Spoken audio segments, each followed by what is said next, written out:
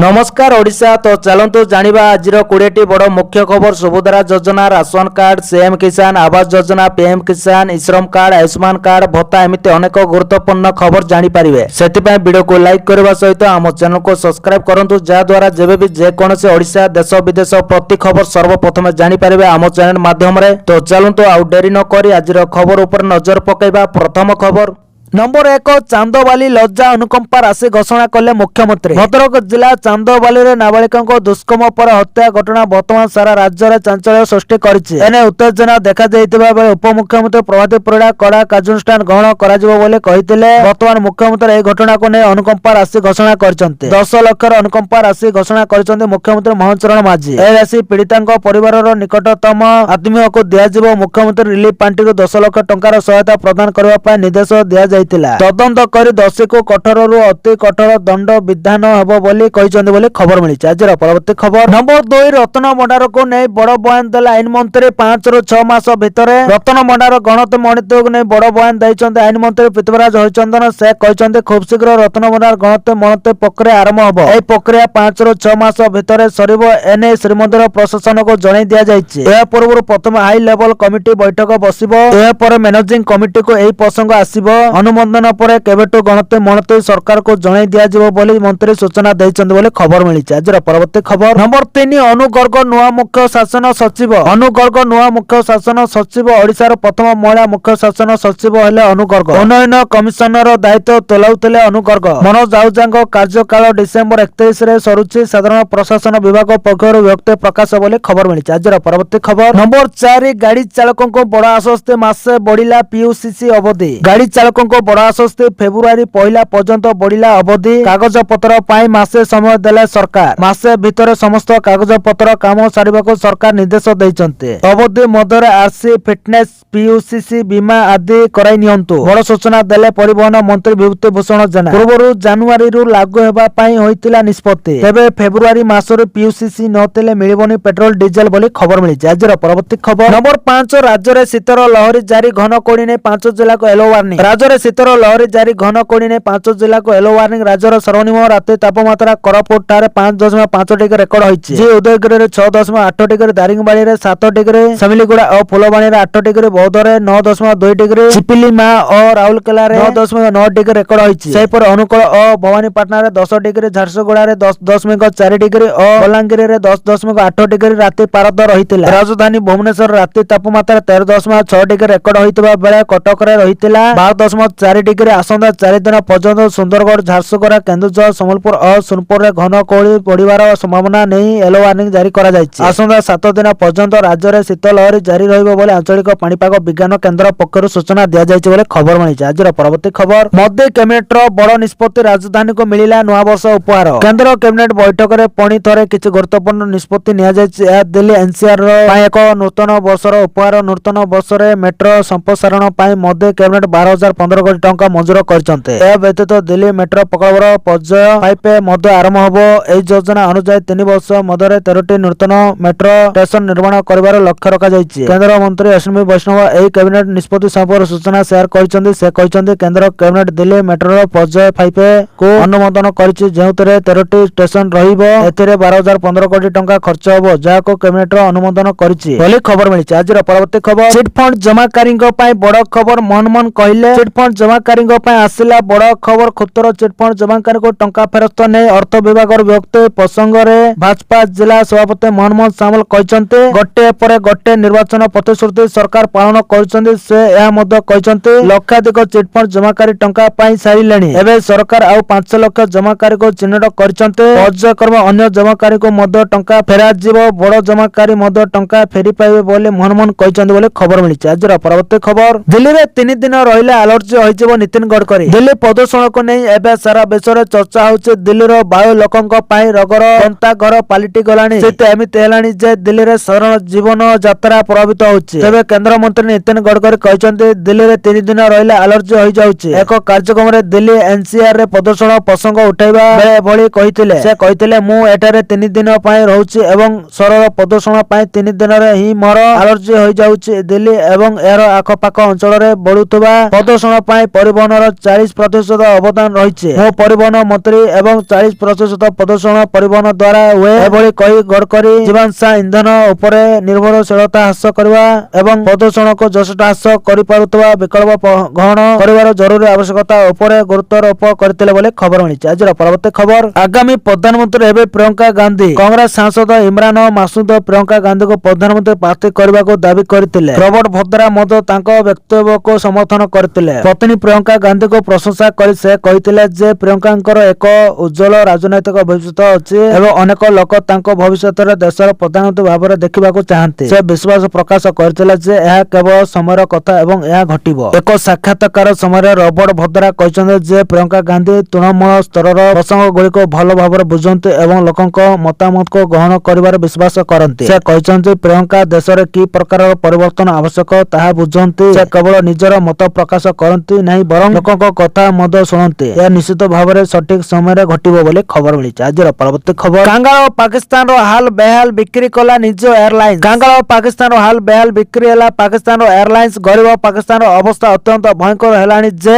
IMF ଏବଂ ସମସ୍ତ ବନ୍ଧୁ ରାଷ୍ଟ୍ରଙ୍କ ଆର୍ଥିକ ସହାୟତା ମଧ୍ୟ ପାକିସ୍ତାନକୁ ସଂକଟରୁ ଉଦ୍ଧାର କରିବାରେ ବିଫଳ ହେଉଛି। ପରିସ୍ଥିତି ଏତେ ଖରାପ ହୋଇଛି ଯେ ଶହବାଜ ସରିଫ ସରକାର ପାକିସ୍ତାନର ସରକାରୀ ବିମାନ କମ୍ପାନୀ PIA କୁ 135 ବିଲିୟନ ଟଙ୍କାରେ ବିକ୍ରି କରିବାକୁ ବାଧ୍ୟ ହୋଇଛି। ପାକିସ୍ତାନ ମଙ୍ଗଳବାର ଦିନ ଏହାର ପାକିସ୍ତାନ ଇଣ୍ଟରନ୍ୟାସନାଲ ଏୟାରଲାଇନ୍ସ କୁ ବିକ୍ରି କରିଛି ବୋଲି ଖବର ମିଳିଛି। ଆଜିର ପରବର୍ତ୍ତୀ ଖବର, 150 ନୂଆ ଆମ୍ବୁଲାନ୍ସର ଲୋକାର୍ପଣ କଲେ ମୁଖ୍ୟମନ୍ତ୍ରୀ। ମୁଖ୍ୟମନ୍ତ୍ରୀ ମୋହନ ଚରଣ ମାଝୀ କଳିଙ୍ଗ ଷ୍ଟାଡିୟମରେ 150 ନୂଆ ଆମ୍ବୁଲାନ୍ସର ଲୋକାର୍ପଣ କରିଛନ୍ତି। ଓଡ଼ିଶା CMO କାର୍ଯ୍ୟାଳୟ ଦ୍ୱାରା ଜାରି ଏକ ବିଜ୍ଞପ୍ତି ଅନୁଯାୟୀ ଏହି ଆମ୍ବୁଲାନ୍ସ ଗୁଡ଼ିକ ଏକ ବହୁତ ପଦକ୍ଷେପର ଅଂଶ। ରାଜ୍ୟବାସୀଙ୍କ ପାଇଁ 428ଟି ନୂତନ 108 ଆମ୍ବୁଲାନ୍ସ ଆବଣ୍ଟିତ ହୋଇଛି, ଯାହା ମଧ୍ୟରୁ 419ଟି ପୁରୁଣା ଏବଂ 2ଟି ଦୁର୍ଘଟଣାରେ କ୍ଷତିଗ୍ରସ୍ତ ହୋଇଛି। ନୂତନ ଆମ୍ବୁଲାନ୍ସ ଗୁଡ଼ିକରେ ବିମାନ ବନ୍ଦର ବିମାନ ଷ୍ଟ୍ରିପ୍ ବ୍ୟବହାର ପାଇଁ 5ଟି ଆଡଭାନ୍ସ ଲାଇଫ୍ ସପୋର୍ଟ LS ଯାନ ଏବଂ ଝାରସୁଗୁଡ଼ା କାର୍ଡିଆକ୍ କେୟାର ହସ୍ପିଟାଲ ପାଇଁ 2ଟି LS ଆମ୍ବୁଲାନ୍ସ ଅନ୍ତର୍ଭୁକ୍ତ ରହିଛି। ବର୍ତ୍ତମାନ ପ୍ରତିଦିନ ପ୍ରାୟ 5000 ରୋଗୀଙ୍କୁ 108 ଆମ୍ବୁଲାନ୍ସ ସେବା ମଧ୍ୟରେ ସାରା ଓଡ଼ିଶାର ବିଭିନ୍ନ ହସ୍ପିଟାଲକୁ ପରିବହନ କରାଯାଉଛି ବୋଲି ଖବର ମିଳିଛି। ଆଜିର ପରବର୍ତ୍ତୀ ଖବର, ଅଣ୍ଡା ଦର ଶୁଣିଲେ ଲାଗୁଛି ଡର, ବଜାରରେ ଗୋଟା ଅଣ୍ଡାର ଦାମ 9 ଟଙ୍କା। ଅଣ୍ଡା ଦର ଶୁଣିଲେ ଡର ଲାଗୁଛି, ବଜାରରେ ହୋ ହୋଇ ବଢି ଚାଲିଛି ଅଣ୍ଡା ଦର। ଗୋଟା ଅଣ୍ଡାର ଦାମ 9 ଟଙ୍କା। କିଛି ଦିନ ତଳେ ଯେଉଁଠି ଦର 7 ଟଙ୍କା ଥିଲା ସେଇଠି ଦର 2 ଟଙ୍କା ବୃଦ୍ଧି ପାଇବା ଖାଉଟିଙ୍କ ଚିନ୍ତା ବଢେଇ ଦେଇଛି। ରାଜ୍ୟର ବିଭିନ୍ନ ସ୍ଥାନରେ ଆକାଶ ଛୁଆଁ ହୋଇଛି ଦାମ। କେଉଁଠି ଗୋଟେ ପେଟିର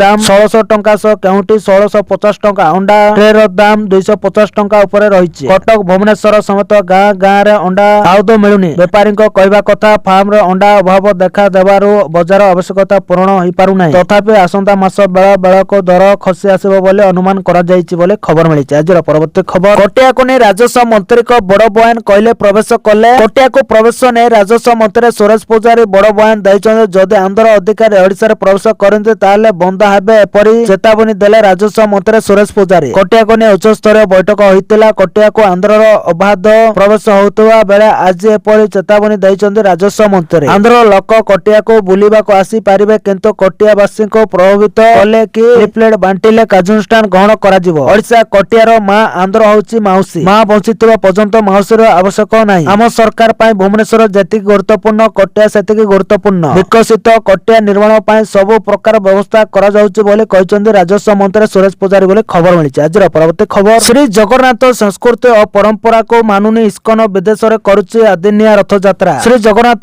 ସଂସ୍କୃତି ଓ ପରମ୍ପରାକୁ ମାନୁନି ଇସ୍କନ ବିଦେଶରେ କରୁଛି ଅଦିନିଆ ରଥଯାତ୍ରା। ପ୍ରବାସୀ ଭାରତୀୟ ମାନେ ଚାନ୍ଦା ଆଦାୟ କରି ଏଥିପାଇଁ ଇସ୍କନକୁ ପ୍ରୋତ୍ସାହିତ କରୁଛନ୍ତି। ଇସ୍କନର ମନମାନିକୁ ନେଇ କ୍ଷୋଭ ପ୍ରକାଶ କରିଛନ୍ତି ଗଜପତି ମହାରାଜା। ସେପଟେ ରାଜ୍ୟ ସରକାରଙ୍କ ପରାମର୍ଶ କ୍ରମେ ଶ୍ରୀମନ୍ଦିର ପ୍ରଶାସନ ପକ୍ଷରୁ ପଦକ୍ଷେପ ନିଆଯିବ ବୋଲି କହିଛନ୍ତି ଶ୍ରୀମନ୍ଦିର ମୁଖ୍ୟ ପ୍ରଶାସନ। ଇସ୍କନ ଅଦିନିଆ ରଥଯାତ୍ରାକୁ ନେଇ ପୁଣି ଥରେ କ୍ଷୋଭ ପ୍ରକାଶ କରିବା ସହ ସମାଲୋଚନା କରିଛନ୍ତି ଗଜପତି ମହାରାଜା ଜୀବନ ସିଂହ ଦେବ। ଏବେ ଆଚାର୍ଯ୍ୟ ଓ ଭକ୍ତମାନେ ମତ ଦେବାର ସମୟ ଆସିଛି। ଯଦି ଆଚାର୍ଯ୍ୟ ଓ ଭକ୍ତମାନେ ଚୁପ୍ ରହିବେ ତେବେ ଇସ୍କନ ମନ ଇଚ୍ଛା ଅଦିନିଆ ରଥଯାତ୍ରା କରିବ। ଇସ୍କନର ଏଭଳି ନିଷ୍ପତ୍ତିକୁ ଆମେ ମାନିବୁ ନାହିଁ ବୋଲି କହିଛନ୍ତି ଗଜପତି ମହାରାଜା ବୋଲି ଖବର ମିଳିଛି। ଆଜିର ପରବର୍ତ୍ତୀ ଖବର, ରାଜସ୍ୱ ନିରୀକ୍ଷକଙ୍କୁ ପାଠ ପଢାଇଲେ ରାଜସ୍ୱ ମନ୍ତ୍ରୀ। ରାଜସ୍ୱ ନିରୀକ୍ଷକଙ୍କୁ ପାଠ ପଢାଇଲେ ରାଜସ୍ୱ ମନ୍ତ୍ରୀ ସୁରେଶ ପୂଜାରୀ। ସେ କହିଛନ୍ତି ଜମ ଅଜାଣତରେ ମଣିଷର ମୃତ୍ୟୁ ହୁଏନି। ଏହା ସହ ସେ ଜମି ଜବରଦଖଲ ନେଇ ଆର୍ଆଇଙ୍କ ଉପରେ ଉଦ୍ବେଗ ପ୍ରକାଶ କରିଛନ୍ତି। ସେହିପରି ବେଆଇନ ଜମି ଜବରଦଖଲ ଆର୍ଆଇଙ୍କ ଅଜାଣତରେ ହୁଏ। ଜମି ଜବରଦଖଲ ରଖିବାକୁ ଗୁରୁତ୍ୱ ଦାୟିତ୍ୱ ତହସିଲଦାରଙ୍କ ଅପେକ୍ଷା ଆର୍ଆଇଙ୍କର ଅଧିକ ବୋଲି ସେ କହିଛନ୍ତି। ଆପଣଙ୍କ କଲମ ହିଁ ଆପଣଙ୍କ ପରିଚୟ ବୋଲି ରାଜସ୍ୱ ମନ୍ତ୍ରୀ କହିଛନ୍ତି। ଅବ୍ୟବହୃତ ସରକାର କ୍ୱାର୍ଟର୍ସ ରାଜ୍ୟର ବିକାଶରେ ବ୍ୟବହାର ହେବ ବୋଲି ରାଜସ୍ୱ ମନ୍ତ୍ରୀ କହିଛନ୍ତି ବୋଲି ଖବର खबर मिली। आज परवर्ती खबर पछुआ वर्गों धर्मेन्द्र तत्परता मुख्यमंत्री को चिठी लिखिले केंद्र मंत्री धर्मेन्द्र प्रधान। श्री प्रधान सोमवार ओडिशार मुख्यमंत्री मोहन चरण मांझी को एक पत्र लिखि ओडिशा राज्य पछुआ वर्ग आयोग ओएससीबीसी तुरंत पुनर्गठन अनुरोध करिसेंते। सामाजिक न्याय प्रदान एवं पछुआ वर्गर लोकंक आशा आकांक्षा पूरण दिगरे यह एक गुरुत्वपूर्ण पदक्षेप बोली से एही पत्र रे उल्लेख करिसेंते। श्री प्रधान पत्र रे उल्लेख करिसेंते जे ओडिशा राज्य पछुआ वर्ग आयोग कार्यकाल गत जनवरी 3, 2024 रे शेष होई सारिছে एवं नूतन सदस्य नियुक्त होई नथिबारो यह वर्तमान कार्यक्रम नाही। ओडिशा राज्यर जनसंख्यार एक प्रमुख अंश भाबे प्राय 216 सामाजिक एवं शिक्षागत पछुआ वर्ग एससीबीसी समुदाय ओडिशा रे बसवास करुछन। आयोग कार्यक्रम नथिबारो एही वर्गर लोकमाने शिक्षा नियुक्ति एवं कल्याणकारी योजना सुफल पाइबारे बहुविध आह्वान सम्मुखीन होउचंते। निजर समस्या उपस्थापन करबा पई सेमाने एक संवैधानिक मंजूर वंचित होउचंते बोले खबर मिलिছে। आज परवर्ती खबर धान किणा को नै जोगाण मंत्री कहले वर्तमान सुधा राज्य रे धान किणा प्रक्रिया सुखरुखरे चलीছে। आज खरीफ धान संग्रह प्रक्रिया समीक्षा करबे मुख्यमंत्री। विभिन्न जिल्ला रे केमिति चलीছে धान संग्रह प्रक्रिया मुख्यमंत्री तार समीक्षा करबे। उप मुख्यमंत्री काबिनेट जोगाण मंत्री कृष्ण पात्र और समवाय मंत्री प्रदीप बल सामंत मध्य उपस्थित रहिबे। एने कृष्ण चंद्र पात्र कहचंते गतकाली मुख्यमंत्री को निर्देश रे धान संग्रह स्थिति कोन रहिछि सेने एक रिव्यू मीटिंग करा जायतिला। एजाबत राज्य रे धान किणा प्रक्रिया सुखरुखरे चलीछि। गत वर्ष 17,50,000 कृषक पंजीकरण करथिले। चलित वर्ष 19,68,000 चाषी पंजीकरण करिसंते। गत वर्ष 58 लाख एकर पंजीकरण होइतिला। ए वर्ष 61.67 लाख एकर पंजीकरण होइछि। गत वर्ष एजाबत टोकन इश्यू होइतिला 4,07,000 वर्तमान सुधा 9,41,000 टोकन इश्यू होई सारिलानी बोली खबर मिलिছে। आज परवर्ती खबर सरोरे गड़िब 100 आम बस 8टी रूट रे चलिबो मुख्यालय को जोड़िबो। बरमपुर को मिलिबो नुआ वर्ष भेटी सरोरे गड़िब 100 नुआ बस भित्तिभूमि सजाड़िबा को सर्वे आरंभ होइतिला बेले जनवरी 15 सुधा एही नुआ बस चलिबो। नुआ बस रे बरमपुर सररु 8 रूट रे चलिबा को नुआ आम बस जगाई देबे राज्य सरकार। बरमपुर रो गोपालपुर छतरपुर पुरुषोत्तमपुर आक्सा हिंचिली दिगपहंडी चिकिटी और सोनापुर को गड़िब बस रूट जरिए एही बस किना जिवो। जनवरी 15 सुधा प्रथम पर्याय 50टी बस आसीबो। बस रहणी लागि सर्वे आरंभ होइतिला बेले किछि नुआ बस स्टॉप भी निर्माण होबा एतिपाई जमी जगाइबे बरमपुर उन्नयन कर्तृपक्ष बोले खबर मिलिছে। आज परवर्ती खबर ओडिशा रे आसीबो शिल्प विप्लव 23 जिल्ला रे प्रतिष्ठा हो 23 शिल्प शिल्पायन केवल स्लोगान रे सीमित रहिबोनी अपहंच उपांत जिल्ला रे पहुंचबो सरकार को शिल्प विप्लव। हैदराबाद रो मुख्यमंत्री फेरिबा परे राज्यवासी को आग रखिसंते शिल्पर ब्लूप्रिंट। आगो को शिल्प भिन्न टेक मुंडाइबोनी ओडिशा रो गोटे भी जिल्ला। वर्ष 2025 शिल्प क्षेत्र रे आनितिला अनेक संभावना। ओडिशा रो पुंजी निवेश हब करबा को स्टीयरिंग धरी आगो को बढ़ितिले मुख्यमंत्री मोहन चरण मांझी। गोटे परे गोटे सम्मेलन जरिया रे पुंजी निवेशकारी को रेड कार्पेट पकाई निमंत्रण करथिले मुख्यमंत्री। एबे हैदराबाद निवेशक सम्मेलन परे राज्यवासी को आगरे शिल्पायनर नुआ नक्शा आंकिचंते मोहन सरकार। राज्यर सब जिला को पहुंचबो शिल्प फार्मा और प्रतिरक्षा क्षेत्र रे ओडिशा पाइबो नुआ परिचय। एते पाए 38 निवेशक 1-to-1 आलोचना करचंते मुख्यमंत्री मोहन मांझी। 13टी एमयू स्वाक्षरित हेबा 27,650 कोटी टंकार निवेश आसीछि। जो संस्था रे प्राय 16,000 युवा वर्ग को मिलिबो नियुक्ति। प्रतिरक्षा क्षेत्र रे भारत को बल जगाइबो ओडिशा। मिसाइल निर्माण पाए आवश्यक सरंजाम ओडिशा रु निर्माण हबो। पूर्व उक्स ओडिशा कनक्लेव जरिया रे 4,38,000 निवेश आसीथिबा बेले एतरु 2,10,000 कोटी टंकार प्रकल्पर शिलान्यास सरिलाणी। सेही भली हैदराबाद निवेशक सम्मेलन रो मध्य 67,781 कोटी निवेश प्रस्ताव और 56,000 नियुक्ति पाए बाट फिटिछि। आगामी दिन रे बेंगलोर कोलकाता रे हेबो निवेशक सम्मेलन। केवल सम्मेलन करी सरकार बसी नाहंती बरং एहाको केवल कार्यकारी करा जबो तार वर्षवारी हेबो हिसाब किताब बोले खबर मिलिছে। आज परवर्ती खबर 7 सरकारी मेडिकल कॉलेज रे निर्माण हबो। रोगी संपर्क पाए विश्रामगार मुख्यमंत्री। राज्यर स्वास्थ्य सेवा क्षेत्र रे एक बड़ पदक्षेप स्वरूप मुख्यमंत्री मोहन चरण मांझी अध्यक्षतार अनुष्ठित स्वास्थ्य और परिवार कल्याण विभाग समीक्षा बैठक में केतेक गुरुत्वपूर्ण निष्पत्ति निया जायछि। कटक बरमपुर बुर्ला सुंदरगढ़ कोरापुट पारिपद एवं बलांगीर मेडिकल कॉलेज परिसर रोगी संपर्क पाए स्वतंत्र विश्रामगार निर्माण करा जिवो। एटारे रोगी सह आसुथबा लोकंक समस्त मौलिक सुविधा जोगाई दिया जिवो। एति सहित कटक एससीबी मेडिकल को विशेष स्तरीय करबा पई एक 17 महला विशिष्ट कोठा निर्माण हबो। एतर 12टी महला केवल पार्किंग पई व्यवहार हबो। जा एससीबी एवं आचार्य हरिहर कर्कट प्रतिष्ठान को आसुथबा लोकंक सहायक हबो। बाकी महला गुड़िक प्रशासनिक कार्यालय एनाटॉमिक ब्लॉक एवं फार्मेसी कॉलेज रहिबो बोली खबर मिलिছে। आज परवर्ती खबर बीबीजी रामजी बिल आईन रे परिणत मिलिला राष्ट्रपति मंजूरी। बीबीजी रामजी बिल आईन रे परिणत ए बिल को मिलिला राष्ट्रपति मंजूरी। मनरेगा मनरेगा बदल एबे बीबीजी रामजी विकसित भारत गारंटी फॉर एंड आजीविका मिशन ग्रामीण लोकसभा बीबीजी रामजी को बिल उपस्थापन करते कृषि मंत्री शिवराज सिंह चौहान। ए बिल को कांग्रेस एवं टीएमसी रो जोरदार विरोध मत करते किंतु शेष में ए बिल को राष्ट्रपति मंजूरी मिली बोली खबर मिली। आज परवर्ती खबर अरावली को नहीं राजनीति सरगमर मुह खोलिले अखिलेश। दिल्ली में अरावली पर्वतमाला को नहीं राजनीति सरगमर रही बेले मुह खोली उत्तर प्रदेश पूर्वतन मुख्यमंत्री तथा सपा मुख्य अखिलेश यादव। सोशल मीडिया रे अखिलेश यादव ए संपर्क में पोस्ट करने सहित अरावली को दिल्ली प्राकृतिक सुरक्षा कवच बोली अरावली को बचाइबा कौन विकल्प नुहे बरं सकल्प हेबा उचित बोली अखिलेश यादव बोली खबर मिली। आज परवर्ती खबर मोहन सरकार को अमल में पछाई गला ओडिशा बेकारी वृद्धि बिजेडी सांघातिक अभियोग। ओडिशा रे शासन करतबा भाजपा सरकार को अर्थनैतिक विफलता प्रसंग में घेरी विरोधी बिजु जनता दल बिजेडी राज्यर अभिवृद्धि हार कमिबा सह बेकारी समस्या उत्कट रूप धारण करथिबा दल अभियोग करिछि। डबल इंजिन सरकार आसिले डबल विकास हबो बोली स्लोगान दिया जाइतिला, मात्र वास्तव में राज्यर जीएसडीपी अभिवृद्धि हार 9.6% रु 7.2% को खसी आसिछि। सेहिपरि शिल्प अभिवृद्धि हार 8.7% रु 6.1% को ह्रास पाइतिबा बिजेडी दाबी करिछि। राज्य में बेकारी हार वृद्धि पाई 3.9% रे पहुंचिछि। नूतन नियुक्ति सुजोग सृष्टि करिवारे सरकार विफल होइछन्ति। सेहिपरि बिजेडी अभियोग करिछि जे बीजेपी सरकार को नीति जोगु बड़ बड़ शिल्प संस्था ओडिशा छाड़ी अन्य राज्य को चली जाउछन्ति बोली खबर मिलिछि। आज परवर्ती खबर अरुणाचल प्रदेश रे हाई अलर्ट राज्य धरा पडुछन्ति जनक पर जणे पाकिस्तानी गुप्तचर। अलर्ट रे अरुणाचल प्रदेश एथरक चीन पाई नुहे पाकिस्तान पाई राज्य रे हाई अलर्ट जारी करा जायछि। कारण अरुणाचल रे पाकिस्तानी गुप्तचरक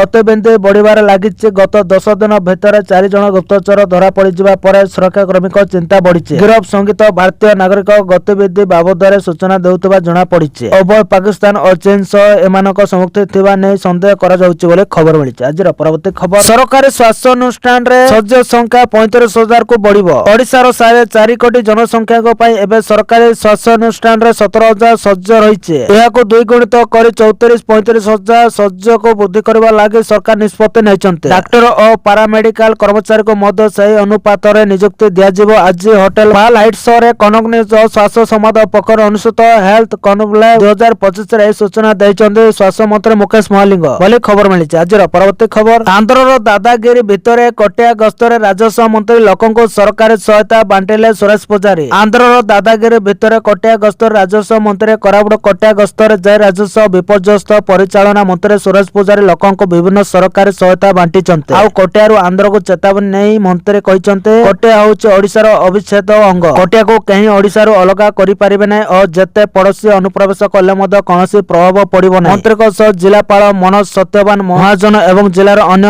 पदाधिकारी मानको नै कोटिया पंचायत रो उन्नयन कार्य संपर्क रे समीक्षा करिसंदी बोले खबर मिलिछि। आज परवर्ती खबर ट्रेन भड़ा वृद्धि रेलवे रो कोटी कोटी लाभ। भारतीय रेलवे यात्री भड़ा संपर्क रे एक गुरुत्वपूर्ण निष्पत्ति नैछि जा यार राजस्व को यथेष्ट वृद्धि करबो बोले आशा करा जाउछि। संप्रति रेलवे एक नूतन भड़ा गठन कार्यक्रम करिवार घोषणा करिछि जा डिसेंबर 24, 2025 कार्यकारी हेबो। ए परिवर्तन सीधा सड़क दूरगामी यात्री माननको प्रभावित करबो जेतेबेले क्षुद्रगामी यात्री मानको आश्वस्ति मिलिबो। रेलवे अनुसार ए निष्पत्ति द्वारा प्राय 600 कोटी अतिरिक्त राजस्व सृष्टि हेबो बोले आशा करा जाउछि। नूतन नियम अनुसार 115 किलोमीटर पर्यंत यात्रा करतबा यात्रीଙ୍କ ପାଇଁ भड़ा अपरिवर्तित रहबो जा साधारण श्रेणी रो यात्री मानको यथेष्ट आश्वस्ति देबो। एହାର अर्थ होछि दैनिक यात्री छात्र एवं कम दूरता यात्रा करतबा यात्रीଙ୍କ ऊपर भज पड़िबो नै। हेले जदि दूरता 215 किलोमीटर अतिक्रम करे तेबे भड़ा रे सामान्य वृद्धि घटिबो बोले खबर मिलिछि। आज परवर्ती खबर 24 नुआ एनओसी 5 म्युनिसिपालिटी विभक्ति प्रकाश गंजाम जिल्लार एही सब अंचल राज्यर 24 नुआ एनओसी और 5 म्युनिसिपालिटी पई विधिवत विभक्ति प्रकाश करछन्ते राज्य सरकार। पालो लहड़ा सिमुलिया सैला पीड़ी दुसुरी सालेपुर बड़मा नरसिंहपुर गदिया जगन्नाथ प्रसाद छत्रपुर नल्ला जयपाटना टांगी बरिगुमा बेतनटी बांगिरी पोड़ी चितोड़ा कपिपदा रासगोविंदपुर विषमकट बामुरा रेंगाली वीर महाराजपुर नुआ एनओसी हेबो एने विभक्ति प्रकाश पाइछि। सेहिपरि 5 नुआ म्युनिसिपालिटी पई राज्य सरकार विभक्ति प्रकाश करछन्ते। बौद्ध जिल्लार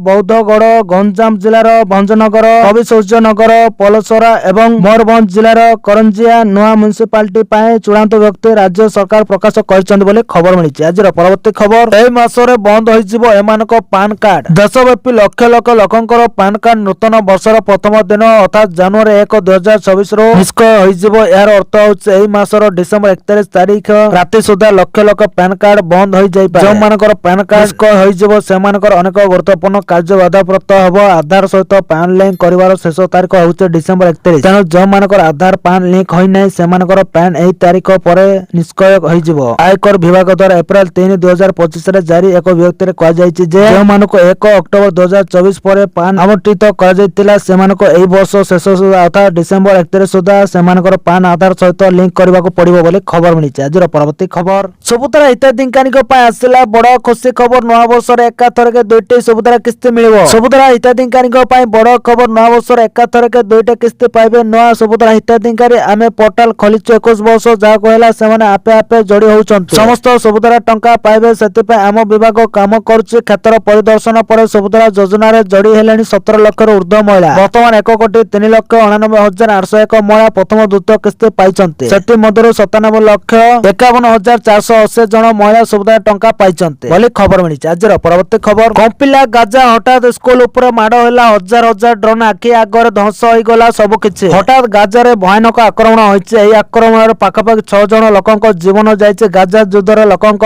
ଘର ଧ୍ୱଂସ ହୋଇଯାଇଥିବାରୁ ଅନେକ ଲୋକ ଆଶ୍ରୟସ୍ଥଳ ଭାବେ ବିଦ୍ୟାଳୟକୁ ବାଛି ନେଇଛନ୍ତି। ଏଣୁ ଏହି ବିଦ୍ୟାଳୟ ଉପରେ ଆକ୍ରମଣ କରିଥିଲା ଇସ୍ରାଏଲ ସେନା। ଆଉ ଏହାର ପରିମାଣ ଅତି ଭୟଙ୍କର ହୋଇଛି। ଗାଜା ସହରର ତୁପା ପଡ଼ୋଶୀରେ ଏକ ସ୍କୁଲରେ ପରିଣତ ହୋଇଥିବା ଆଶ୍ରୟସ୍ଥଳ ଉପରେ ଇସ୍ରାଏଲୀୟ ଆକ୍ରମଣରେ 6 ଜଣ ପାଲେଷ୍ଟାଇନଙ୍କ ମୃତ୍ୟୁ ଘଟିଛି ଏବଂ ପିଲାମାନଙ୍କ ସମେତ ଅନେକ ଆହତ ହୋଇଛନ୍ତି ବୋଲି ଖବର ମିଳିଛି। ଆଜିର ପରବର୍ତ୍ତୀ ଖବର ଶ୍ରୀଲଙ୍କାର ହାତ ଛାଡ଼ିଲେ ସାରା ବିଶ୍ୱ। ଭାରତ ବଢ଼େଇଲା ବନ୍ଧୁତାର ହାତ। ଶ୍ରୀଲଙ୍କାକୁ 4,000 କୋଟି ଦେଲା ଭାରତ। ଶ୍ରୀଲଙ୍କାକୁ ଛାରଖାର କରିଛି ବାତ୍ୟା ଦ୍ୱିତୱା। ଏକାଧିକ ଲୋକଙ୍କ ଜୀବନ ଯିବା ସହ ବାତ୍ୟା ପ୍ରଭାବିତ ଅଞ୍ଚଳ ପୁରା ଛାରଖାର ହୋଇଯାଇଛି କହିଲେ ଚଳେ। ଆଉ ସବୁ ଦେଶ ଏହାର ହାତ ଛାଡ଼ି ଦେଇଥିବା ବେଳେ ଭାରତ ବିପଦର ବନ୍ଧୁ ସାଜିଛି। ଘୂର୍ଣ୍ଣିଝଡ଼ ଦ୍ୱିତୱା ଯୋଗୁଁ ପ୍ରବଳ କ୍ଷତି ସହିଥିବା ଶ୍ରୀଲଙ୍କାକୁ ଭାରତ $450 ନିୟୁତ ସହାୟକ ପ୍ୟାକେଜ ଘୋଷଣା କରିଛି। ବୈଦେଶିକ ମନ୍ତ୍ରୀ ଏସ୍ ଜୟଶଙ୍କର କଲମ୍ବୋରେ କହିଛନ୍ତି ଯେ ଏହି କଷ୍ଟକର ସମୟରେ ଭାରତ ଶ୍ରୀଲଙ୍କା ସହିତ ଦୃଢ ଭାବରେ ଠିଆ ହୋଇଛି। ସେ ପ୍ରଧାନମନ୍ତ୍ରୀ ନରେନ୍ଦ୍ର ମୋଦିଙ୍କ ସ୍ୱତନ୍ତ୍ର ପ୍ରତିନିଧି ଭାବରେ ଶ୍ରୀଲଙ୍କାରେ ବର୍ତ୍ତମାନ ଉପସ୍ଥିତ ରହିଛନ୍ତି। ଏସ୍ ଜୟଶଙ୍କର ଶ୍ରୀଲଙ୍କା ରାଷ୍ଟ୍ରପତି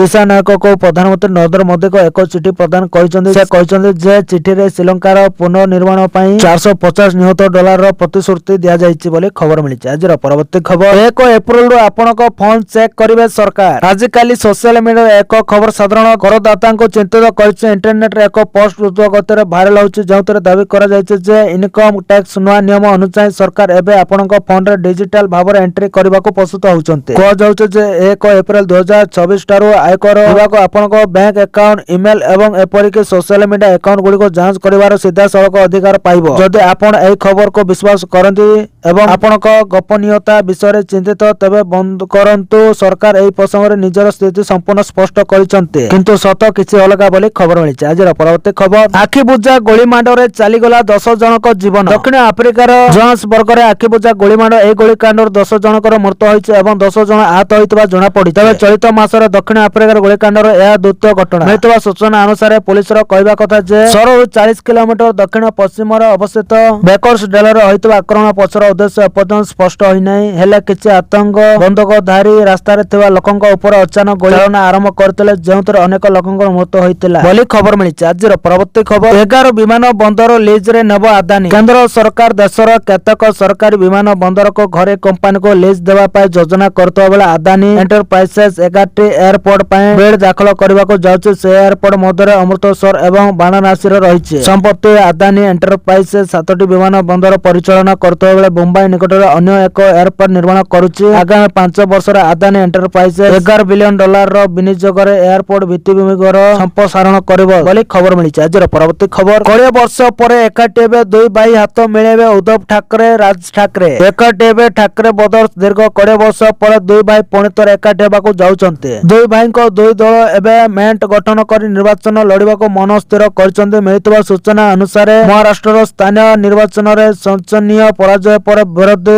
ଦଳଗୁଡ଼ିକ ବିଏମ୍ସି ନିର୍ବାଚନରେ ସକ୍ରିୟ ହୋଇ ଉଠୁଛନ୍ତି। ଆଉ ଏହା ସହିତ ଉଦ୍ଧବ ଠାକରେଙ୍କ ନେତୃତ୍ୱାଧୀନ ଶିବସେନା ଇବିଟି ଏବଂ ରାଜ ଠାକରେଙ୍କ ମହାରାଷ୍ଟ୍ର ନବନିର୍ମାଣ ସେନା ବିଏମ୍ସି ସମେତ ମହାରାଷ୍ଟ୍ରର 29ଟି ନଗର ନିଗମରେ ଏକାଠି ହୋଇ ନିର୍ବାଚନ ଲଢିବାକୁ ମନ ସ୍ଥିର କରିଛନ୍ତି ବୋଲି ଖବର ମିଳିଛି। ଆଜିର ପରବର୍ତ୍ତୀ ଖବର ଅଷ୍ଟମ ବେତନକୁ ନେଇ ଆସିଲା ବଡ ଅପଡେଟ। ଜାନୁଆରୀରେ ବଢିଯିବ କେନ୍ଦ୍ର ସରକାରୀ କର୍ମଚାରୀ ଏବଂ ପେନସନଭୋଗୀଙ୍କ ପାଇଁ 2026 ବର୍ଷ ଏକ ଗୁରୁତ୍ୱପୂର୍ଣ୍ଣ ବର୍ଷ ହେବାକୁ ଯାଉଛି। ସପ୍ତମ ବେତନ କମିଶନ ଅବଧି 31 ଡିସେମ୍ବର 2025ରେ ଶେଷ ହେବ ଏବଂ ସମସ୍ତ ଧାନ ଏବେ ଅଷ୍ଟମ ବେତନ कमिशन उपरे केन्द्रित। कर्मचारी मनर एक प्रश्न उठुछि, जनवरी 2024 दरमार अष्टम वेतन कमिशन पांठि जोड़ा जीवो कि एने एक बड़ अपडेट आसीछि। भारत सरकार पूर्व प्रक्रिया आरंभ कर सारिछन्ते। अक्टोबर 2025 रे अष्टम वेतन कमिशन रो नियम एवं शर्तावली मंजूर कर जायतिला। यार अर्थ होछि एही प्रक्रिया अनुष्ठानिक भाव आरंभ होइछि। दरमा गठन भत्ता एवं पेंशन संबंध प्रसंग गुड़िकर अध्ययन पाई कमिशन को प्राय 18 मास समय दिया जाइछि। यार अर्थ होछि चूड़ांत रिपोर्ट समय नेब एवं 2026 परंपरा तुरंत प्रस्तुत हबो ना बोली खबर मिलिछि। आजर परवर्ती खबर, आईएसआईएस ऊपर बड़ आक्रमण कला जॉर्डान। सिरिया इस्लामिक स्टेट आईएसआईएस विरोध रे चलितबा युद्ध रे मुस्लिम देश जॉर्डान कला एयर स्ट्राइक। एक जॉर्डान वायुसेना आनुष्ठानिक भाव में कहिछि यार लड़ुआ विमान गुड़िक अमेरिका सेना सहित मिसी आतंकवादी शिविर उपर एयर स्ट्राइक करछन्ते। एही सामरिक अभियान को चलित मासर आरंभ में 3 जन अमेरिका नागरिकों हत्यार एक उपयुक्त प्रतिशोध बोली विवेचना करा जाउछि। अब देशर एही मिलित अभियान लक्ष्य होछि दक्षिण सीरिया रे पुनर्बार देखा जाउतबा आतंकवादर मेरुदंड भांगिबा एवं समग्र अंचल को सुरक्षित करबा बोली खबर मिलिछि। आजर परवर्ती खबर, तुर्की ठारू लुचाई युद्ध जहाज आणुछि पाकिस्तान। पाकिस्तान वर्तमान तुर्की ठारू एक युद्ध जहाज आणुछि। जहाज को एबे चर्चा जय धरिछि। किछि दिन आगरु सऊदी अरब रे तिबा अनेक पाकिस्तान भिखारी को देशरु तोला जायतिला। एपरके पाकिस्तान रे चलितबा खाद्य संकट बाबदरे काको अछपा नाही। एसबु पर मध्य पाकिस्तान युद्ध जहाज किनबा और युद्ध पाए अर्थ व्यय करबा आरंभ कर दैछि। पाकिस्तान नौसेना दुई देश मध्य प्रतिरक्षा सहयोगर आउ एक पदक्षेप स्वरूप तुर्की रे निर्मित एयर द्रुत मिलगेम क्लास युद्ध जहाज को आनुष्ठानिक भाव में शामिल करिछि। रिपोर्ट अनुसार इस्तानबुल नौसेना शिपयार्ड रे आयोजित एक समारोह रे पीएनएस खाइबर नामक एही जहाज को कमिशन करा जायतिला बोले खबर मिलिछि। आजर परवर्ती खबर, कम्बोडिया ऊपर थाईलैंड रो एयर स्ट्राइक। थाईलैंड एवं कम्बोडिया मध्य सीमा विवाद एक घातक युद्ध रे परिणत होइछि। उभय देश परस्पर ऊपर लगातार आक्रमण करुछन्ते। रिपोर्ट अनुसार थाई वायुसेना कम्बोडिया अंचल मध्य अवस्थित एक कासिनो ऊपर प्रबल बोमा माड करिछि। ए विमान आक्रमण घातक थाई F-16 लड़ुआ विमान व्यवहार कर कासिनो को संपूर्ण ध्वंस कर दैतबा जणा पड़िछि। निकटवर्ती एक गाँव ग्रामवासी द्वारा रेकर्ड कर जायतबा एही भयंकर विस्फोरण एक वीडियो मध्य सामना को आसीछि। शनिवार सकाळे कम्बोडिया थाईलैंड सीमा निकट एक बड़ विस्फोरण शब्द रे अनेक लोक उबान होई जायतिला। थाई सेना द्वारा संगठित ए विस्फोरण सीमा निकट रे अवस्थित एक कासिनो को टार्गेट करथिला बोले खबर मिलिछि। आज परवर्ती खबर, पानी तळु मिलिला विशाल सुना भंडार। भारतर पड़ोसी देश चीन एक बड़ सफलता पाइछि। प्रकृत रे चीन एहार प्रथम पानी तळे सुना भंडार आविष्कार करछि। सांडंग प्रदेशर लाइझौ उपकूल रे एही विशाल सुना भंडार आविष्कृत होइछि। एहा सहित लाइझौ रो सुना भंडार एबे 3900 टन अतिक्रम करिछि, जहा देशर मोट सुना भंडार प्राय 26%। चीन एबे सुना भंडार एवं सुना उत्पादन उभय रे शीर्ष रे अछि बोले खबर मिलिछि। आज परवर्ती खबर, सरकार को बड़ घोषणा प्रत्येक ब्लॉक रे खलिबो। ओडिसा रे उच्च शिक्षा रो विकास को ने ओडिसा विजन डॉक्यूमेंट 2036 और 2047 रे चारिटी प्रमुख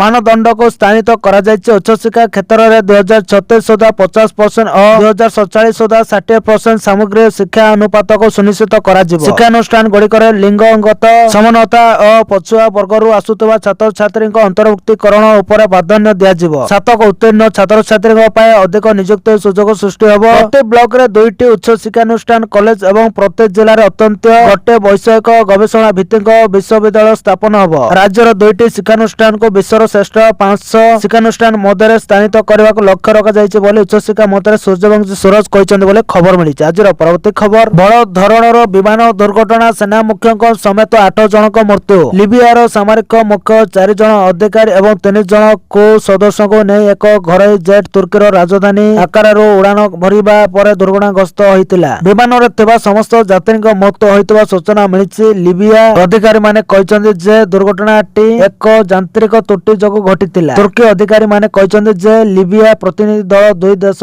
मध्य सामरिक सहयोग वृद्धि करबा उद्देश्य उच्च स्तरीय प्रतिरक्षा आलोचना पाए आकार थिले। लिबिया प्रधानमंत्री अब्दुल हामिद एबेबे विमान दुर्घटना देशर सामरिक मुख्य मोहम्मद अली अहमद और हदाकंग समेत 8 जनक मृत्यु होइतबा निश्चित करिसंते। से एक विबृत्ति रे कहिसंते जे प्रतिनिधि दल घर को फेरुतबा समय एही दुखद घटना घटितिला। प्रधानमंत्री एहाको लिबिया पाए एक बड़ क्षति बोली वर्णना करिसंते बोले खबर मिलिछि। आज परवर्ती खबर, विदेश रे चालिछि कोन न्यूजीलैंड रे सिख धर्मर लोकक नगर कीर्तन बेले अटकाइले किछि लोक सरकार भी निया। नगर कीर्तन बेले अटकाई कले किछि लोक आउ तापर आरंभ होई गला पूरा हंगामा। रास्ता रे आरंभ होला ठेला फेला। एपर वीडियो एबे सोशल मीडिया रे खूब भाइरल हेबार लागिछि। वीडियो गुड़िक देखा जाउछि जे नील टी शर्ट पिंधितबा किछि लोक सिख धर्मावलंबी लोकक नगर कीर्तन चाहैतबा बेले लोकक आगरे ठिया होई पारंपरिक माओरी हाका प्रदर्शन करू କରୁଛନ୍ତି, ଏପରିକି ସେମାନଙ୍କୁ ଆଗକୁ ବଢିବାକୁ ଦଉନାହାନ୍ତି। ଡେଷ୍ଟିନ୍ ଚର୍ଚ୍ଚର ମୁଖ୍ୟ ବାଏ ନାମାକି ପରେ ସୋସିଆଲ ମିଡିଆରେ ଭିଡିଓଟି ସେୟାର କରିଥିଲେ। ତାଙ୍କ ପୋଷ୍ଟରେ ସେ ଦାବି କରିଥିଲେ ଯେ ନ୍ୟୁଜିଲାଣ୍ଡର ପରିଚୟକୁ ସୁରକ୍ଷା ଦେବା ପାଇଁ ଏପରି କରିଥିଲେ। ଏହା ସହ ସେମାନେ ଶିଖ ଶୋଭାଯାତ୍ରା ବିରୋଧରେ ଅଭିଯୋଗ ଆଣିଛନ୍ତି ବୋଲି ଖବର ମିଳିଛି। ଆଜିର ପରବର୍ତ୍ତୀ ଖବର, ବାଂଲାଦେଶରେ ତେଜୁଛି ଭାରତ ବିରୋଧୀ ହିଂସା, ଟାର୍ଗେଟରେ ଭାରତୀୟ ଦୂତାବାସ। ବାଂଲାଦେଶରେ ପୁଣି ଥରେ ତେଜିଛି ଭାରତ ବିରୋଧୀ ହିଂସା। ସରିଫ ଓସମାନ ହାଦି ହତ୍ୟାକୁ ନେଇ ଶୁକ୍ରବାର ଢାକା ଓ ଅନ୍ୟାନ୍ୟ ସହରରେ ହଜାର ହଜାର ଲୋକ ହିଂସାତ୍ମକ ବିକ୍ଷୋଭ କରିଛନ୍ତି। 32 ବର୍ଷୀୟ ହାଦି ଗତ ଡିସେମ୍ବର 12 ତାରିଖରେ ନିର୍ବାଚନ ପ୍ରଚାର ବେଳେ ଅଜଣା ଆତତାୟୀଙ୍କ ଦ୍ୱାରା ଗୁଳିମାଡର ଶିକାର ହୋଇ ମେଡିକାଲରେ ଭର୍ତ୍ତି ହୋଇଥିଲା। ସିଙ୍ଗାପୁରରେ ଚିକିତ୍ସାଧୀନ ଅବସ୍ଥାରେ ଗୁରୁବାର ରାତିରେ ହାଦିର ମୃତ୍ୟୁ ଘଟିଥିଲା। ଏହାକୁ ନେଇ ପୁଣି ଥରେ ବିକ୍ଷୋଭ ତେଜିଥିବା ବେଳେ ଚାରିଆଡେ ହିଂସାତ୍ମକ ପରିସ୍ଥିତି ଦେଖିବାକୁ ମିଳିଛି। ବିକ୍ଷୋଭକାରୀ ରାଜଧାନୀ ଢାକାର ବିଭିନ୍ନ ଅଞ୍ଚଳରେ ଭଙ୍ଗାରୁଜା ଓ ପୋଡାଜଳା କରିଛନ୍ତି। ଭାରତୀୟ ଦୂତାବାସକୁ ଟାର୍ଗେଟ କରିବା ସହ 2 ଗଣମାଧ୍ୟମଙ୍କ କାର୍ଯ୍ୟାଳୟକୁ ପୋଡି ଦେଇଛନ୍ତି ବୋଲି ଖବର ମିଳିଛି। ଆଜିର ପରବର୍ତ୍ତୀ ଖବର, ଭିଜା ସେବା ବନ୍ଦ କଲା ବାଂଲାଦେଶ। ଭାରତ ଏବଂ ବାଂଲାଦେଶ ମଧ୍ୟରେ ତିକ୍ତ ହେବାରେ ଲାଗିଛି କୂଟନୈତିକ ସମ୍ପର୍କ। ଏହା ଏବେ ଏକ ନୂତନ ଏବଂ ଗମ୍ଭୀର ମୋଡରେ ପହଞ୍ଚିଛି। ବାଂଲାଦେଶ ସୋମବାର ଏକପାଖିଆ ଭାବରେ ନୂଆଦିଲ୍ଲୀ ସ୍ଥିତ ଏହାର ଉଚ୍ଚାୟୋଗରେ ସମସ୍ତ କନସୁଲାର ଏବଂ ଭିଜା ସେବାକୁ ଅନିଶ୍ଚିତ କାଳ ପାଇଁ ସ୍ଥଗିତ କରିଛି ବୋଲି ଖବର ମିଳିଛି। ଆଜିର ପରବର୍ତ୍ତୀ ଖବର, ବାଂଲାଦେଶରେ ସର୍ଜରୀ କରିବାକୁ ପଡିବ, 20-22 କିମି ନେବାକୁ ହବ ହିମନ୍ତ। ବାଂଲାଦେଶ ଭାରତ ବିରୋଧୀ ଆନ୍ଦୋଳନ ଚାଲିଥିବା ବେଳେ ଆସାମ ମୁଖ୍ୟମନ୍ତ୍ରୀ ହିମନ୍ତ ବିଶ୍ବ ଶର୍ମା ଏକ ବଡ ବୟାନ ଦେଇଛନ୍ତି। ସେ କହିଛନ୍ତି ଯେ ଔଷଧ ଦ୍ୱାରା ବାଂଲାଦେଶ ସମସ୍ୟାର ଆଉ ସମାଧାନ ହୋଇପାରିବ ନାହିଁ, ଏବେ ଆମକୁ ସର୍ଜରୀ କରିବାକୁ ପଡିବ। ଏକ କାର୍ଯ୍ୟକ୍ରମରେ ଯୋଗ ଦେଇ ହିମନ୍ତ ବିଶ୍ବ ଶର୍ମା କହିଛନ୍ତି ଯେ ଚିକେନ ନେକ୍ ସିଲିଗୁଡି କରିଡରକୁ ଭାରତର ରଣନୈତିକ ସୁରକ୍ଷା ପାଇଁ ସବୁଠାରୁ ବଡ ଚିନ୍ତା। ସେ କହିଛନ୍ତି ବାଂଲାଦେଶୀ ମାନେ ଚିକେନ ନେକ୍ ର ଉଭୟ ପାର୍ଶ୍ୱରେ ଅଛନ୍ତି। ମୁଁ ଭାରତ ସରକାରକୁ ଅନୁରୋଧ କରିବି ଯେ କୌଣସି ସମୟରେ କୂଟନୈତିକ କିମ୍ବା ବଳ ପ୍ରୟୋଗ କରି ଆମକୁ 20-22 କିଲୋମିଟର ଜମି ଅଧିଗ୍ରହଣ କରିବାକୁ ପଡିବ ଏବଂ ଏହି ଚିକେନ ନେକ୍ ସମସ୍ୟାରୁ ଉତ୍ତର ପୂର୍ବକୁ ମୁକ୍ତ କରିବାକୁ ପଡିବ। ତାଙ୍କର ବିଶେଷ ଶୈଳୀରେ ସେ କହିଥିଲେ, ଯେତେବେଳେ ଔଷଧ କାମରେ ଆସିନାହିଁ ସେତେବେଳେ ସର୍ଜରୀ ଆବଶ୍ୟକତା ହୋଇଥାଏ। ଏବେ ବାଂଲାଦେଶରେ ସର୍ଜରୀର ଆବଶ୍ୟକତା ଅଛି। ଯଦି ବାଂଲାଦେଶ ବାରମ୍ବାର ଚିକେନ ନେକ୍ କଥା କହେ ତେବେ ଏହାକୁ ବଦଳାଇ ଦିଆଯିବ। ବିଶ୍ୱାସ କରନ୍ତୁ, ଏହା ନିଶ୍ଚିତ ଭାବରେ ଘଟିବ ବୋଲି ଖବର ମିଳିଛି। ଆଜିର ପରବର୍ତ୍ତୀ ଖବର, ପାକିସ୍ତାନ, ବାଂଲାଦେଶ ଏବଂ ଚୀନ ଏକାଠି ଭାରତ ଉପରେ ଆକ୍ରମଣ କଲେ ବିଜୟ ନିଶ୍ଚିତ। ପାକ୍ ନେତା, ବାଂଲାଦେଶ ଉପରେ ନଜର ପକାଇଲେ ଭାରତକୁ ଛାଡିବୁନି, ଆମେ ନୁହେଁ, ଆମ ମିସାଇଲ ଜବାବ ଦେବ। ବାଂଲାଦେଶ ହିଂସାକୁ ନେଇ ଏଭଳି କହିଲେ ପାକିସ୍ତାନ ମୁସଲିମ ଲିଗ ୟୁଥ୍ ୱିଙ୍ଗର ସଭାପତି କାମରାନ ସଇଦ ଉସମାନି। ସମଗ୍ର ବିଶ୍ୱ ଏବେ ବାଂଲାଦେଶରେ ହିନ୍ଦୁମାନଙ୍କ ଉପରେ ହେଉଥିବା ବର୍ବରତା ଦେଖୁଛି। ବିଶେଷ କରି ଜଣେ ହିନ୍ଦୁ ଯୁବକକୁ ଅତି ନିର୍ମମ ଭାବେ ହତ୍ୟା କରାଯିବା ଘଟଣା ଏବେ ସାରା ବିଶ୍ୱକୁ ଥରାଇ ଦେଇଛି। ବାଂଲାଦେଶରେ ଦୀପୁ ଚନ୍ଦ୍ର ଦାସକୁ ଦଙ୍ଗାକାରୀମାନେ ପିଟି ପିଟି ହତ୍ୟା କରିଥିଲେ ପରେ ତାଙ୍କ ମୃତଦେହକୁ ଅଲଙ୍ଗ ଗଛରେ ଟଙ୍ଗାଇଥିଲେ ଏବଂ ଜାଳି ଦେଇଥିଲେ। ଏହାର ଅନେକ ଭିଡିଓ ମଧ୍ୟ ଏବେ ସୋସିଆଲ ମିଡିଆରେ ଭାଇରାଲ ହେବାରେ ଲାଗିଛି। ଏହାକୁ ସାରା ବିଶ୍ୱ ନିନ୍ଦା କରୁଥିବା ବେଳେ ସମର୍ଥନ କରିଛନ୍ତି କାମରାନ ସଇଦ ଉସାନି। ସେ ଭାରତକୁ ଆକ୍ରମଣରେ ଧମକ ଦେଇଛନ୍ତି ବୋଲି ଖବର ମିଳିଛି। ଆଜିର ପରବର୍ତ୍ତୀ ଖବର, ଇରାନକୁ ଡରାଇବ କି ଆମେରିକା? ଇସ୍ରାଏଲ ଦାବି କରିଛି ଯେ ଇରାନ କ୍ଷେପଣାସ୍ତ୍ର ପରୀକ୍ଷା କରୁଛି, ହୁଏତ ଆକ୍ରମଣ ପାଇଁ ସେ ପ୍ରସ୍ତୁତ କରୁଥିବା ପରେ ବୋଲି ଇସ୍ରାଏଲ ତରଫରୁ ପ୍ରତିକ୍ରିୟା ମିଳିଛି। ଅନ୍ୟପଟେ ଯଦି ଦେଖିବା, ଇରାନ ଏହି ଦେଶଗୁଡ଼ିକ ଉପରେ ଆକ୍ରମଣ କରିବାର ସମ୍ଭାବନା 50% ମଧ୍ୟ କମ୍ ରହିଛି। ମାତ୍ର ଆମେରିକା ଓ ଇସ୍ରାଏଲ ଏହାକୁ ଅଣଦେଖା କରି କେବେ ବି ଚୁପ୍ ରହିବେନି। ଯଦି ଇରାନ ଅଚାନକ ଆକ୍ରମଣ କରିଦିଏ ତେବେ ଦୁଇ ଦେଶ ଏଥିରେ ବହୁ ମାତ୍ରାରେ ପ୍ରଭାବିତ ହେବେ। ବିଶେଷ କରି ଇସ୍ରାଏଲର ସେନା ଗାଜା ଉପରେ ଆକ୍ରମଣ ଚଳାଇଥିବା ବେଳେ ଯଦି ଇରାନ ଆଟାକ୍ କରେ ତେବେ ସେମାନେ ଇସ୍ରାଏଲ ଉପରେ ଭାରି ପଡିବେ। ଏଣୁ ଏହା ଆଗରୁ ଦୁଇ ଦେଶ ଅର୍ଥାତ୍ ଆମେରିକା ଓ ଇସ୍ରାଏଲ ସତର୍କ ରହିବା ଆରମ୍ଭ କରିସାରିଛନ୍ତି। ଗୋଟିଏ ପଟେ ଇସ୍ରାଏଲ ଦାବି କରୁଛି ଯେ ଇରାନ ଆକ୍ରମଣ କରିବାର ଅନେକ ସମ୍ଭାବନା ରହିଛି। ଇସ୍ରାଏଲି ଏବଂ ଆମେରିକୀୟ ଅଧିକାରୀଙ୍କ ଅନୁସାରେ ଇରାନୀ IRGC ବିପ୍ଳବୀ ଗାର୍ଡ କର୍ପୋରେସନ ସମ୍ପ୍ରତି ଏକ କ୍ଷେପଣାସ୍ତ୍ର ଅଭ୍ୟାସ ଆରମ୍ଭ କରିଛି, ଯାହାକୁ ନେଇ ଇସ୍ରାଏଲ ବହୁତ ଚିନ୍ତିତ ରହୁଛି ବୋଲି ଖବର ମିଳିଛି। ଆଜିର ପରବର୍ତ୍ତୀ ଖବର, ବାଂଲାଦେଶରେ ହିନ୍ଦୁ ଯୁବକକୁ ହତ୍ୟା ଘଟଣା, 7 ଅଭିଯୁକ୍ତକୁ ଗିରଫ କଲା ପୋଲିସ। ଗତ ବର୍ଷ ବାଂଲାଦେଶର ପୂର୍ବତନ ପ୍ରଧାନମନ୍ତ୍ରୀ ଶେଖ ହାସିନାଙ୍କ ବିରୋଧରେ ହିଂସାତ୍ମକ ପ୍ରତିବାଦର ନେତୃତ୍ୱ ନେଇଥିବା ଛାତ୍ରନେତା ଓସମାନ ହାଦିଙ୍କ ଗୁରୁବାର ମୃତ୍ୟୁ ଘଟିଥିବା ତାଙ୍କର ମୃତ୍ୟୁ ହେବା ପରେ ବାଂଲାଦେଶରେ ଉତ୍ତେଜନା ବୃଦ୍ଧି ପାଇଛି। ଦଙ୍ଗାକାରୀମାନେ ପୁଣି ଜଳାପୋଡା କରିବା ଆରମ୍ଭ କରିଛନ୍ତି। ବାଂଲାଦେଶରେ ଚାଲିଥିବା ହିଂସା ଏବଂ ପ୍ରତିବାଦ ମଧ୍ୟରେ କଠୋରପନ୍ଥୀଙ୍କ ନଗ ଚେହେରା ସାମ୍ନାକୁ ଆସିଛି। ଶୁକ୍ରବାର ମମନସିବ ଜିଲ୍ଲାରେ ଏକ ଧାର୍ମିକ ବ୍ୟକ୍ତିକୁ ନିନ୍ଦା ଅଭିଯୋଗରେ ଜଣେ ହିନ୍ଦୁ ଯୁବକକୁ ନିର୍ମମ ଭାବରେ ହତ୍ୟା କରିଥିଲେ ଦଙ୍ଗାକାରୀ। ଏହି ଅପରାଧ ପାଇଁ ଏବେ ପୋଲିସ 7 ଜଣଙ୍କୁ ଗିରଫ କରିଛି ବୋଲି ଖବର ମିଳିଛି। ଆଜିର ପରବର୍ତ୍ତୀ ଖବର, ଗୋଟିଏ ବର୍ଷରେ ଭାରତକୁ 2 ଥର ଝଟକା ଦେଲାଣି ଚୀନ। ଚୀନ ପୁଣି ଥରେ ଭାରତ ବିରୋଧରେ विश्व वाणिज्य संगठन WTO निकट में आवेदन करिছে सूचना एवं जोगाजोग प्रजुक्ति विद्या ICT उत्पाद उपर लागू होइतबा कस्टम शुल्क एवं सौर क्षेत्र को प्रदान कर जाउतबा सब्सिडी संपर्क आनुष्ठानिक परामर्श पाई WTO रे एक आवेदन दाखल करिছে। शुक्रवार यह आवेदन दाखल करा जाइছে। एक विवृत्ति रे चीन रो वाणिज्य मंत्रालय जने मुखपात्र कहचंदी जे भारत द्वारा ग्रहण कर जाउतबा एही पदक्षेप गुड़िक WTO रो अनेक व्यवस्था को उल्लंघन करिছে। यह जातीय चिकित्सा नीति रो उल्लंघन मध्य अभियोग करे। चीन जुक्ति दिए जे एही पदक्षेप गुड़िक आमदानी प्रतिस्थापन सब्सिडी गठन करे जा WTO नियम अनुसार स्पष्ट भाव में निषिद्ध। मंत्रालय अनुसार एपरि पदक्षेप घरे उत्पादन गुड़िक प्रोत्साहित कर विदेशी कंपानी गुड़िक एक असमान बजार सृष्टि करे बोले खबर मिली। आज परवर्ती खबर BSF कनेस्टेबल नियुक्ति पूर्वतन अग्निवीर को मिल 50% संरक्षण गृह मंत्रालय जारी कला व्यक्ति। केंद्र गृह मंत्रालय सीमा सुरक्षा बल BSF रे कनेस्टेबल नियुक्ति पूर्वतन अग्निवीर कोटा को 10% 50% को वृद्धि करिछि। मंत्रालय ए संपर्क एक व्यक्ति जारी करिछि। व्यक्ति अनुसार सीमा सुरक्षा बाहिनी जनरल ड्यूटी कैडर अनगेजेटेड नियुक्ति नियम 2015 रे संशोधन माध्यम रे एही समय सीमा को वृद्धि करा जाय। पूर्वतन अग्निवीर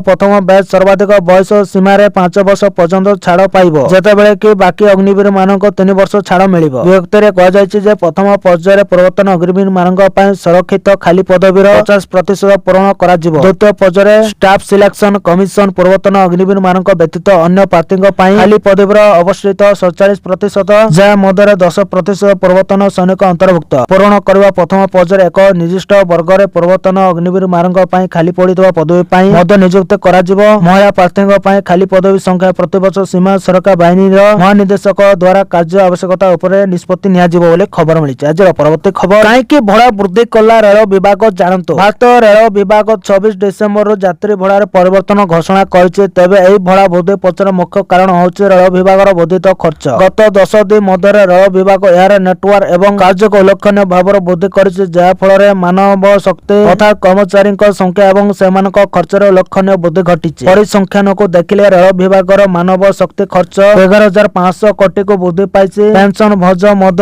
60,000 कोटी रे पहुंची। 2024-25 रे रेलवाई परिचालनार मोट खर्च 2,63,000 कोटी रु अधिक टंका हेबो बोले आकलन करा जायछि। एही गुरुत्वपूर्ण खर्च पूर्ण करबा एवं सुरक्षा को उन्नत करबा पय रेलवाई रु राजस्वर नूतन उत्स खोजिबाको पड़ुछि। एही कारण रेल विभाग को एबे माल परिवहन वृद्धि उपर ध्यान दउछि एवं यात्री भड़ा रे एही छोट परिवर्तन करा जायछि बोले खबर मिलिछि। आज परवर्ती खबर गण निर्वाचन करिबो अमेरिका 2024 रे प्रवासी मानक खोजी खोजी बाहर करिवे ट्रम्प। अमेरिकार ट्रम्प प्रशासन प्रवासी मानक संपर्क यार नीति को आउरी कठोर करबा को जाउछि। अमेरिका प्रशासन 2024 मसिया प्रवासी विरोध रे कार्यानुष्ठान को तीव्र करबा को प्रस्तुत होछि। ट्रम्प प्रशासन एबे कार्यस्थल गुड़िक मध्य चढ़ाव करबा को प्रस्तुत होछि। रॉयटर्स रो एक रिपोर्ट अनुसार कांग्रेस जुलाई रे एक प्रमुख खर्च पैकेज को अनुमोदन करिছে जा अधीन रे प्रवासी एवं कस्टम प्रवर्तन ICE एवं सीमा पेट्रोल सेप्टेम्बर 2029 पर्यंत अतिरिक्त $170 बिलियन रो पांठी पाइबे। एही विपुल परिमाण सेमानकर वर्तमान रो वार्षिक बजेट $19 बिलियन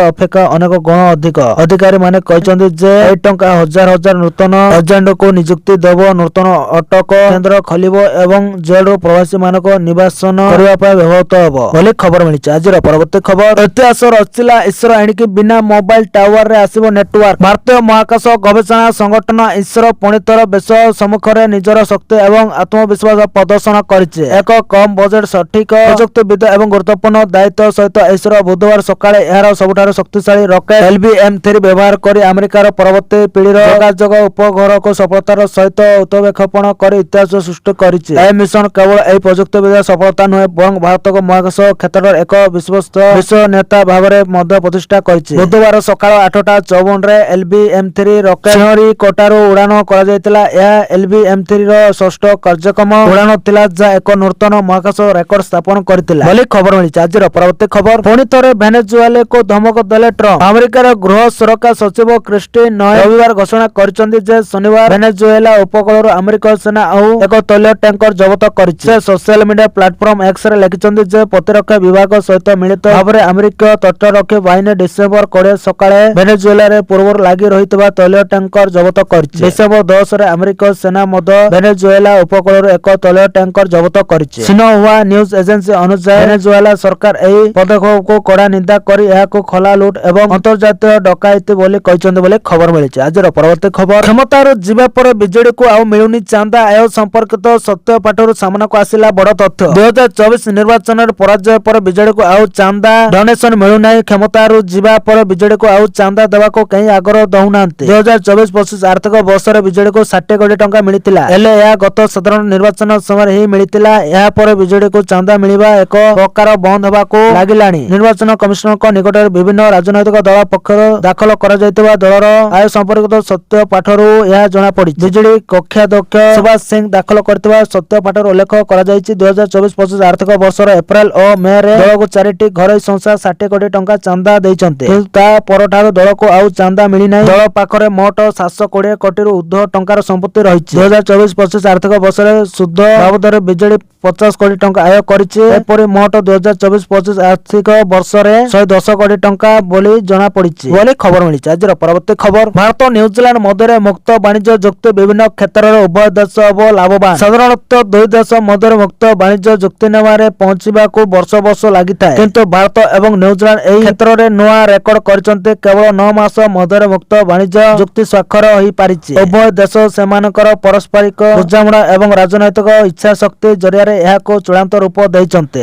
2025 ମାର୍ଚ୍ଚରେ ନ୍ୟୁଜିଲାଣ୍ଡ ପ୍ରଧାନମନ୍ତ୍ରୀ କ୍ରିସ୍ପନ୍ ଲକ୍ସନ୍ ଭାରତ ଆସିଥିବା ସମୟରେ ଏ ବାବଦରେ ଆଲୋଚନା ଆରମ୍ଭ ହୋଇଥିଲା। ମୁକ୍ତ ବାଣିଜ୍ୟ ଚୁକ୍ତି ଉଭୟ ଦେଶ ପାଇଁ ଲାଭଦାୟକ, କାରବାର ବୃଦ୍ଧି ପାଇବା ସହ ମୁକ୍ତ ବେପାରରେ ଅନେକ ଆମଦାନୀ ଓ ରପ୍ତାନୀ ସାମଗ୍ରୀ ଶସ୍ତା କରିବାରେ ସହାୟକ ହେବ ବୋଲି ଖବର ମିଳିଛି। ଆଜିର ପରବର୍ତ୍ତୀ ଖବର, ପୁଣି ଶ୍ରୀମନ୍ଦିର ଫଟୋ ଭାଇରାଲ, ଜଗନ୍ନାଥ ପ୍ରେମୀ ଅସନ୍ତୋଷ। ପୁଣି ଥରେ ଶ୍ରୀମନ୍ଦିର ଫଟୋ ଭାଇରାଲ ହୋଇଛି। ଡ୍ରୋନ୍ ସହାୟତାରେ ଶ୍ରୀମନ୍ଦିର ଫଟୋ ଭାଇରାଲ ହୋଇଛି। ଫେସବୁକରେ ଏକ୍ସପ୍ଲୋର ଇଣ୍ଡିଆ ନାମକ ଏକ ସଂସ୍ଥା ଏହି ଫଟୋ ପୋଷ୍ଟ କରିଛି। ଫେସବୁକରେ ଅପଲୋଡ ହୋଇଥିବା ଏହି ଫଟୋକୁ ଅନେକ ଲୋକ ସେୟାର ଏବଂ ରିପୋଷ୍ଟ ମଧ୍ୟ କରିଛନ୍ତି। ଶ୍ରୀମନ୍ଦିର ଉପରୁ ଡ୍ରୋନ୍ ମାଧ୍ୟମରେ ଏହି ଫଟୋ କିଭଳି ନିଆଗଲା ସେ ନେଇ ସାଧାରଣରେ ପ୍ରଶ୍ନ ଉଠିଛି। ଭାଇରାଲ ହୋଇଥିବା ଫଟୋରେ ଶ୍ରୀମନ୍ଦିର ପୁରମ ବେଳା ଭିତରେ ଥିବା ବଡ଼ଦେଉଳ ଓ ଅନ୍ୟାନ୍ୟ ପାର୍ଶ୍ୱ ଦେବୀଙ୍କ ମନ୍ଦିର ଦେଖାଯାଉଛି। ମେଘନାଥ ପାଚେରୀ ଭିତରେ ଥିବା ଅନେକ ଐତିହ୍ୟ ଓ ମନ୍ଦିର ମଧ୍ୟ ଫଟୋରେ ଦେଖାଯାଉଛି। ଶ୍ରୀମନ୍ଦିର ଉପରେ ନୋ ଫ୍ଲାଇଂ ଜୋନ୍ କରାଯାଇଥିବା ବେଳେ ଡ୍ରୋନ୍ ମାଧ୍ୟମରେ ଶ୍ରୀମନ୍ଦିର ଉପରୁ ଫଟୋ ଓ ଭିଡିଓ କିଭଳି ଉତ୍ତୋଳନ କରାଗଲା ତାହାକୁ ନେଇ ଏବେ ସାଧାରଣରେ ପ୍ରଶ୍ନବାଚୀ ସୃଷ୍ଟି ହୋଇଛି। ଶ୍ରୀମନ୍ଦିର ଭିତର